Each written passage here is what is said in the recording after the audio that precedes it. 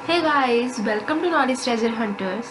आई hope आप सबकी पढ़ाई काफ़ी ज़्यादा शानदार चल रही होगी और उसी शानदार पढ़ाई को और ज़्यादा शानदार बनाने के लिए हमने एक सीरीज स्टार्ट की थी। सीरीज थी हमारी इन्वायरमेंट की, जिसमें हम शंकर आईएएस को कवर कर रहे थे, राइट। हमने कई सारे चैप्टर्स ऑलरेडी कर लिए हैं। अभी क्या चल रहा है भाई? तो अभी चल रहा है चैप्टर नंबर 4, जिसमें भी काफ़ी सारे टॉपिक्स ऑलरेडी कवर कर चुके हैं। आज हम स्टार्ट करेंगे एस्चुरी इकोसिस्टम से।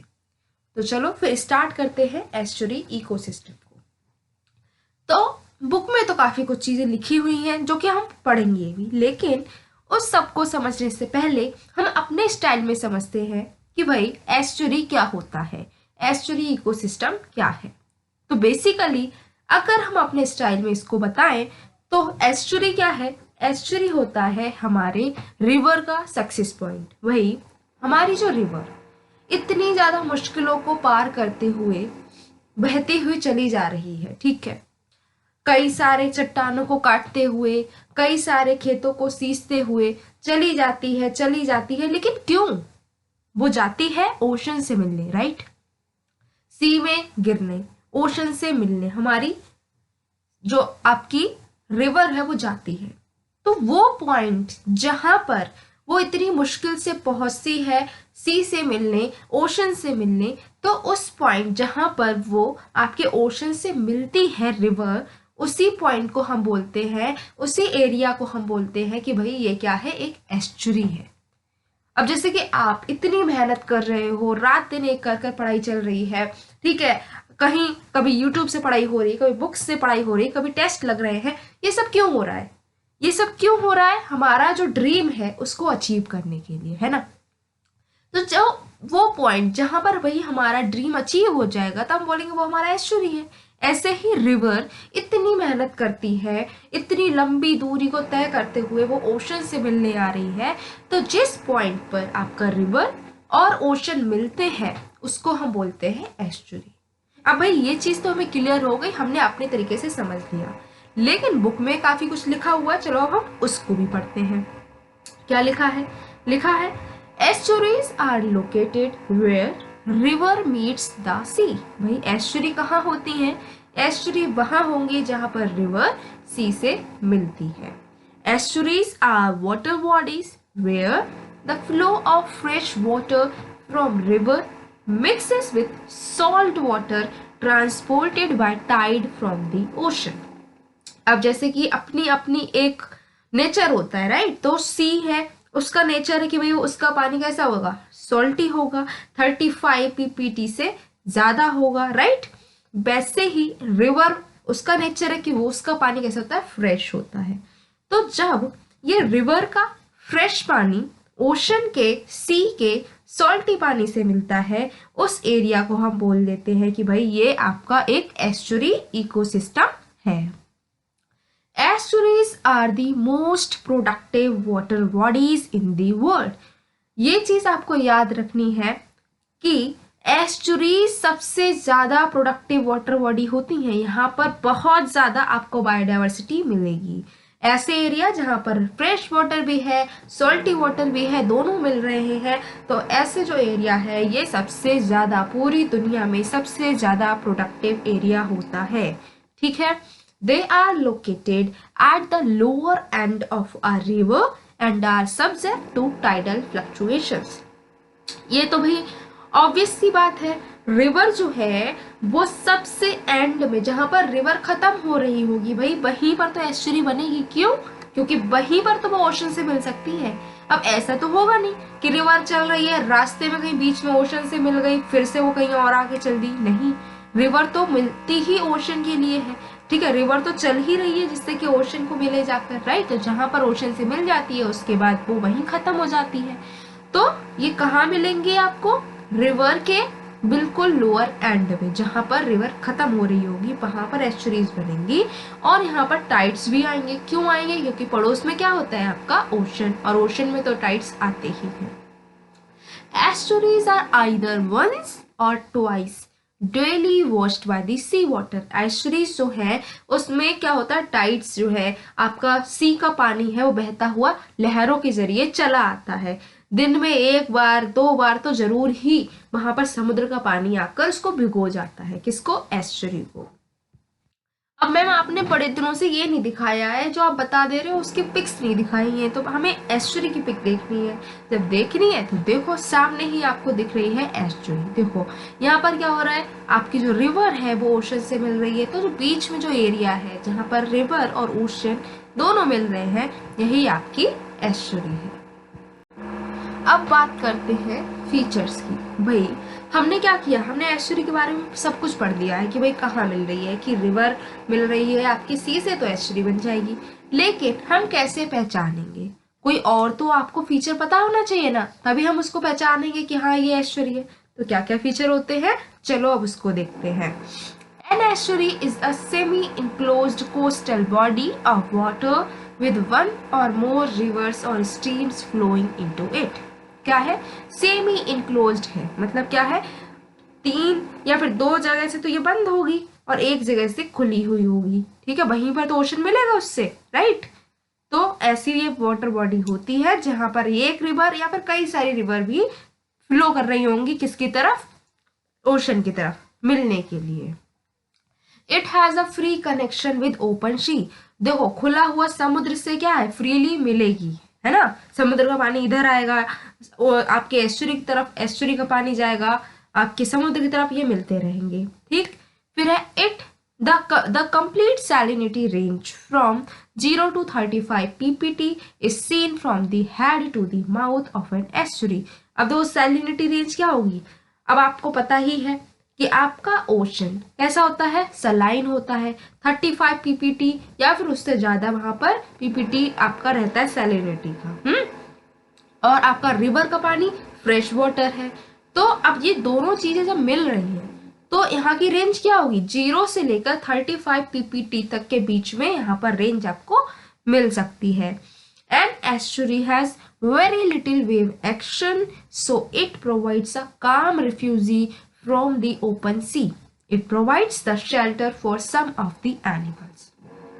अब क्या होता है, एस्चुरी में ज्यादा लहरें, ऊपर ऊंची ऊंची लहरें नहीं आती हैं, बहुत शांत रहता है यहाँ का एरिया। तो क्या होता है, कई सारे आपके एनिमल्स, कई सारी बर्ड्स यहाँ पर आकर रहती हैं, उनके लिए हैबिटेट मिल जाता है, क्योंकि यहाँ पर क्या है, बहुत खतरनाक ऊंची ऊंची लहरें नहीं है, शांति है, और शांति तो सबको पसंद होती है। It is the most productive region as it receives the high amount of nutrients from fresh and marine water। ये जो है, जैसे हमने पिछले स्लाइड में भी देखा था कि भाई ये जो है, ये रीजन सबसे ज्यादा, वर्ल्ड का सबसे ज्यादा प्रोडक्टिव रीजन होता है, क्योंकि यहाँ पर आपका फ्रेश वाटर भी है, मरीन वाटर भी है, दोनों के ही न्यूट्रिएंट्स मिल रहे हैं, तो क्या है, सबसे ज्यादा प्रोडक्टिव ये बन ही जाएगा। एस्चुरीज क्योंकि ज्यादा प्रोडक्टिव है, इसीलिए सबसे ज्यादा पॉपुलेटेड एरिया भी यही है। ऐसा कहा जाता है कि लगभग 60% जो आपके वर्ल्ड की पॉपुलेशन है वो एस्चुरीज और कोस्ट के अलोंग ही रहती है। Coastal lakes which have their connection with the sea through small openings are wetter known as lagoons or backwaters। ये तो आपको पता ही होगा कि भाई लगून्स क्या होते हैं, बैकवाटर्स क्या होते हैं। ये क्या होते हैं, वो लेक्स जो कि आपकी बिल्कुल कोस्ट पर होती हैं, जो आपकी समुद्र से मिल रही होती हैं, खुली हुई होती हैं, पूरी चारों ओर से लैंड उसकी इनक्लोज्ड नहीं होती है। तो वो सारी लेक्स जिनका एक सिरा जो है वो खुला हुआ होता है और वो ओशन की तरफ खुला है, ओशन का पानी उस आपकी लेक में आ रहा है, लेक का पानी उस ओशन में जा रहा है, तो उस लेक को हम बोलते हैं लगून्स या फिर backwaters. They exhibit a gradient in salinity from freshwater to marine depending upon the extent of influence of the sea water। अब क्योंकि सी का जो वाटर है उसमें मिल रहा है और लेक का वाटर सी में मिल रहा है, तो क्या हो रहा है, मिक्सचर हो रहा है। अब सी का पानी, जैसे कि हमने अपने एस्चुरी में ही देखा था, सी का पानी कैसा होता है, सलाइन होता है, और इधर आपका फ्रेश वाटर होता है रिवर में। तो ये जब दोनों मिल रहे हैं तब क्या होगा कि लगून का भी पानी कैसा होगा, सलाइन भी हो सकता है और फ्रेश भी हो सकता है। क्यों, क्योंकि दोनों पानी वहां पर मिल रहे हैं।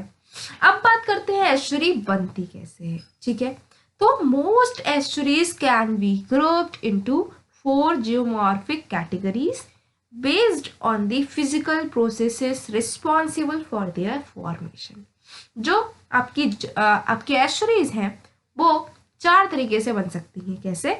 या तो सी लेवल बढ़ जाए, ठीक है, समुद्र का जो आपका पानी है वो इतना ज़्यादा हो जाए कि वो अंदर आने लगे, तब क्या होगा, वो कहीं एरिया में चला जाएगा और वहाँ पर कहीं ना कहीं से आपको कोई ना कोई रिवर मिल ही जाएगी, तो वहाँ पर मिल सकता है।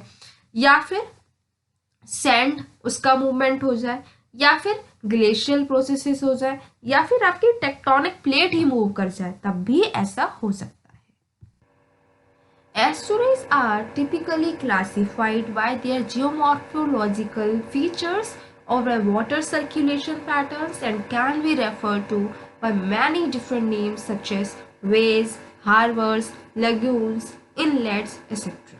जो एस्चुरीज हैं हमारी, इनको हम कई सारी तरीके से बांट सकते हैं, जैसे कि जियोमॉर्फोलॉजिकल फीचर्स वहाँ के कैसे हैं, या फिर वहाँ पर पानी का सर्कुलेशन कैसे हो रहा है, और कई सारे नाम हैं जो हम एस्चुरी को दे सकते हैं, जैसे कि bays, harbours, lagoons, inlets, etc. The banks of estuarine channels form a favored location for human settlements, which use the estuaries for fishing and commerce, but nowadays also for dumping civic and industrial waste. अब जो estuaries होती हैं काफ़ी शांत होती हैं, काम area होता है, यहाँ पर कई सारे एनिमल्स रहने आते हैं, कई सारी बर्ड्स रहने आती हैं, लेकिन ना केवल एनिमल्स, ना केवल बर्ड्स, ना केवल रेप्टाइल्स, बल्कि ह्यूमंस के लिए भी ये उनका फेवरेट प्लेस होता है रहने के लिए। यहाँ पर वो रहते हैं तो क्या करेंगे भाई, फिशिंग करेंगे, ट्रेड करेंगे, कॉमर्स करेंगे, लेकिन आजकल के जो ह्यूमंस हैं वो और एडवांस्ड हैं। वो क्या करते हैं भाई, वो बहुत सारा वेस्ट, आपका इंडस्ट्रियल वेस्ट, आपका जो सिविक वेस्ट है, वो सभी वहां पर जाकर डंप करने लगे हैं। Estuaries are usually biologically highly productive zones. Estuaries जो है बायोलॉजिकली बहुत ज्यादा प्रोडक्टिव जोन्स होते हैं, हमने देख ही लिया है क्यों होते हैं, ये भी अभी तक हम देख चुके हैं। They also act as a filter for some dissolved constituents in river water. These precipitate in the zone where river water meets sea water.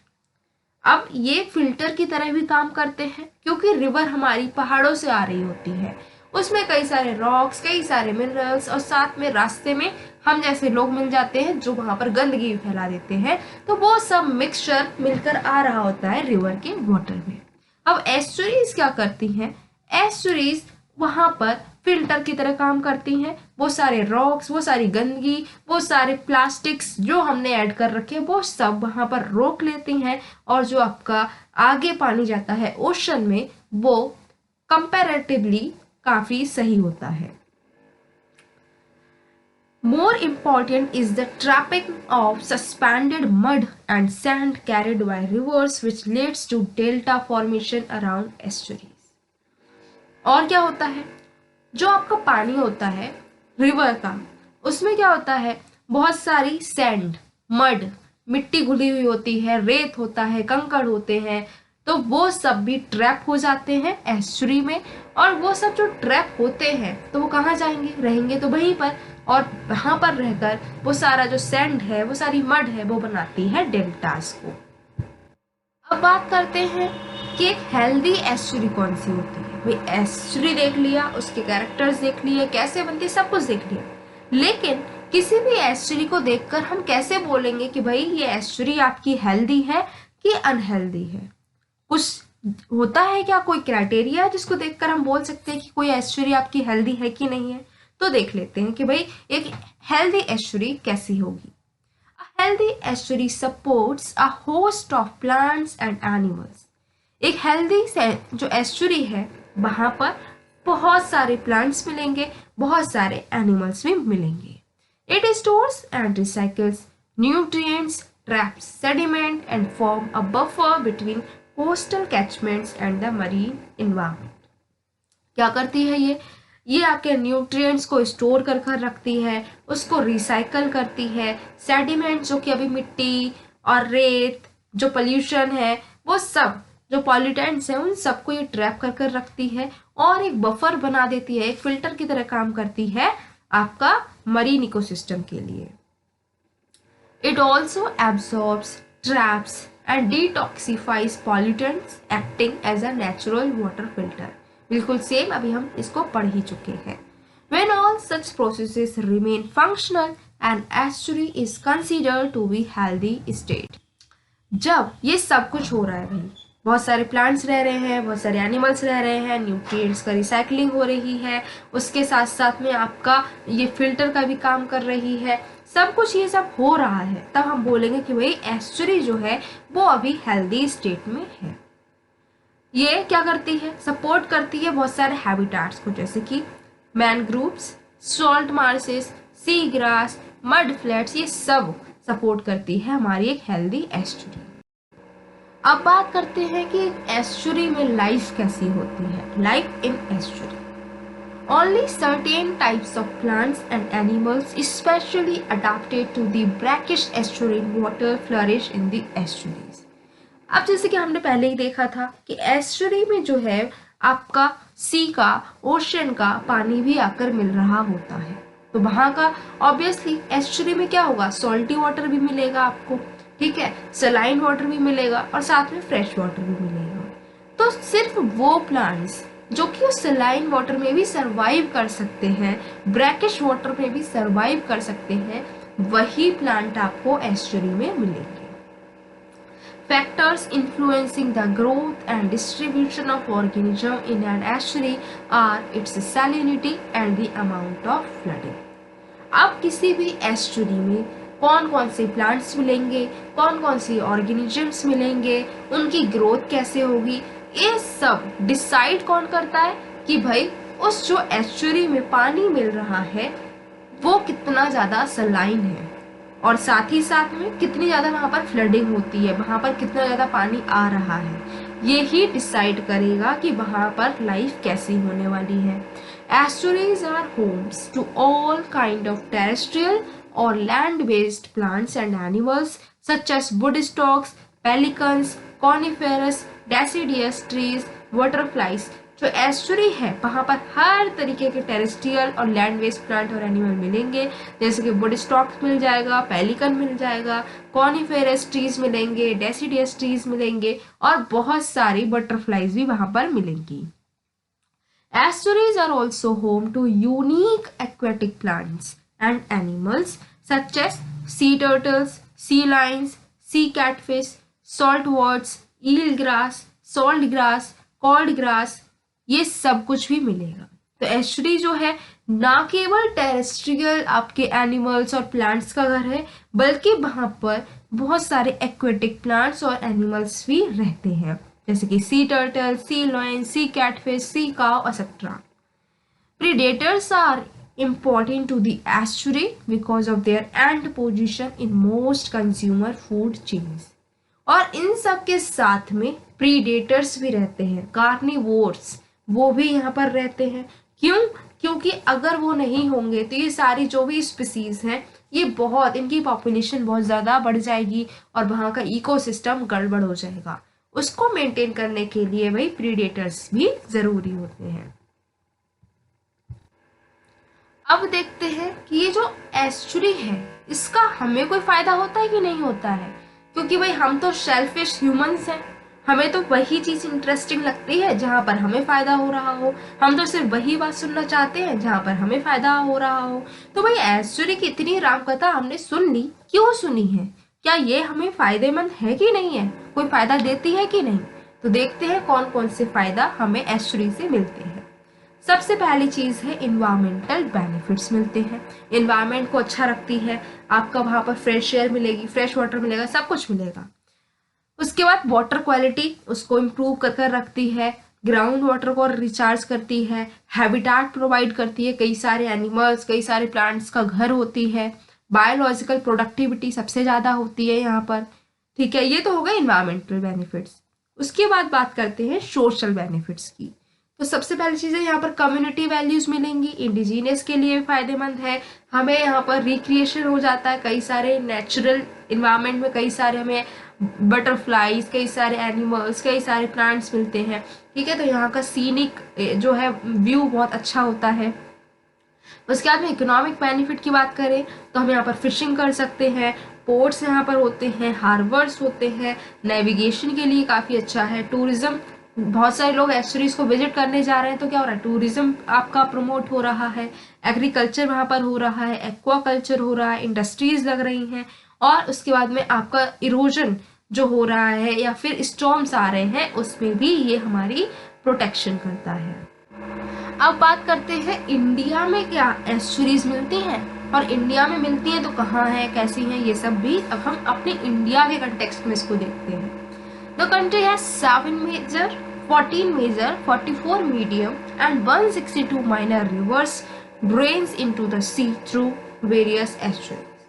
हमारे कंट्री में 14 मेजर रिवर्स हैं, 44 मीडियम रिवर्स हैं और 162 छोटी छोटी रिवर्स हैं जो कि सी में मिलती हैं। कैसे? एस्चुरीज के जरिए। Estuaries are an important and distinct component of the coastal landscape with highly complex ecosystems, varying physical, chemical properties and having highly diverse flora and fauna. Estuaries जो है किसी भी कोस्टल एरिया के लिए सबसे इम्पोर्टेंट कंपोनेंट होते हैं। यहाँ पर कई सारी डाइवर्सिटी मिलती है हमें फ्लोरा की और फौना की, और बहुत ज़्यादा यहाँ की जो आपकी लैंडस्केप है उसका फिजिकल प्रॉपर्टीज अलग होती हैं, केमिकल प्रॉपर्टीज अलग होती हैं।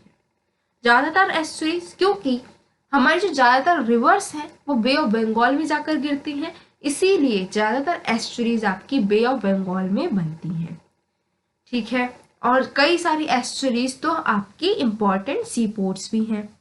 ठीक है, लेकिन कुछ आपकी जो एस्चुरीज है वो आपके ईस्ट कोस्ट पे अरेबियन सी में भी बनती हैं। लेकिन बात यहाँ पर देखने की ये है कि जो वे ऑफ बंगाल में एस्चुरीज बनती हैं वो इतनी बड़ी नहीं है जितनी ये कुछ एस्चुरीज जो कि ईस्ट कोस्ट पर अरेबियन सी की तरफ बन रही है, वो है तो कम लेकिन है वो मेजर एस्चुरीज।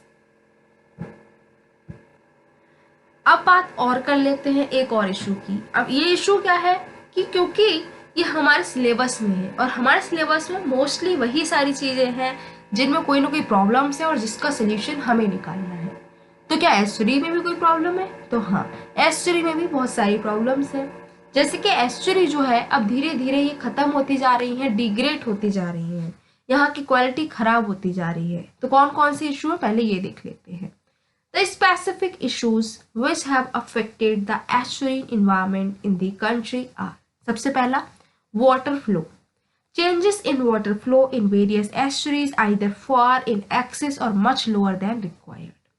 क्या हो रहा है कि एस्चुरी में कभी तो बहुत ज्यादा पानी आ जा रहा है, इतना ज्यादा पानी आ जा रहा है कि वो हमसे कंट्रोल नहीं हो रहा है। एस्चुरी जो है उसको उसकी लिमिट से ज्यादा वहां पर पानी आ रहा है। कभी क्या हो रहा है कि एस्चुरी में जितना पानी आना चाहिए था रिवर से उतना पानी नहीं आ रहा है, सूखा पड़ जा रहा है। तो ये सबसे बड़ी दिक्कत है यहाँ की। दूसरी, पॉल्यूशन एंड वाटर क्वालिटी। भाई बहुत ज़्यादा पॉल्यूशन हो रहा है, हम बहुत ज़्यादा वेस्ट वहाँ पर कर दे रहे हैं डंप, तो वहाँ की क्वालिटी खराब हो रही है। फिर क्या है, रिक्रिएशन और टूरिज्म। अब वहाँ पर क्या हो रहा है, लोग रिक्रिएशन के लिए फिशिंग कर रहे हैं, रिक्रिएशन के लिए बोटिंग कर रहे हैं। इससे क्या हो रहा है, वहाँ पर उस एस्चुरी को नुकसान पहुंच रहा है। पोर्ट्स एंड शिपिंग बनाए जा रहे हैं, इससे भी वहाँ के जो आपका एस्चुरी है उसको बहुत ज़्यादा हार्म पहुंच रहा है। Next is land use, expansion of urban and rural settlements. अब क्या हो रहा है भाई कि हमारे यहाँ पर आपकी पॉपुलेशन इतनी ज़्यादा बढ़ गई है कि लोगों को सबको अपने अपने घर चाहिए रहने के लिए। अब जगह कम पड़ गई है, लोग ज्यादा हो गए हैं, तो लोग एस्चुरीज में भी घर बनाने लगे हैं। कुछ लोग तो शौक में अपना घर बना रहे हैं कि भाई हम एस्चुरी के पास रहेंगे, वहाँ का व्यू बहुत अच्छा रहता है तो हम वहाँ पर बनाएंगे। कुछ लोग वहाँ पर बिजनेस करने के लिए होटल्स खोल दे रहे हैं, जिससे कि वहाँ पर जो टूरिज्म बढ़ रहा है तो लोग वहाँ पर रहने आएंगे, वहाँ पर विजिट करेंगे तो हमारी इनकम होगी। तो इससे क्या हो रहा है भाई, वहाँ का जब ये सब काम हो रहे हैं तो वहाँ की लैंड जो है जो कि ऐसे फ्री रहनी चाहिए थी, वो उसका यूज हो रहा है और इससे एस्चुरी को नुकसान पहुंच रहा है। ठीक है। उसके बाद में कॉमर्शियल फिशिंग बहुत ज्यादा हो रही है, एक्वाकल्चर हो रहा है। अब हमें अगर लिमिट में कर रहे थे तब तो ठीक था, लेकिन अब हम क्या कर रहे हैं, ओवर एक्सप्लॉयटेशन कर रहे हैं फिशेस का वहां पर। तो इससे क्या हो रहा है, लॉस हो रहा है इनका। उसके बाद में एक्वाकल्चर बहुत कर रहे हैं हम, सॉल्ट बना रहे हैं, उससे भी हमें नुकसान हो रहा है। हमें तो नहीं हो रहा है, एस्चुरीज को नुकसान हो रहा है।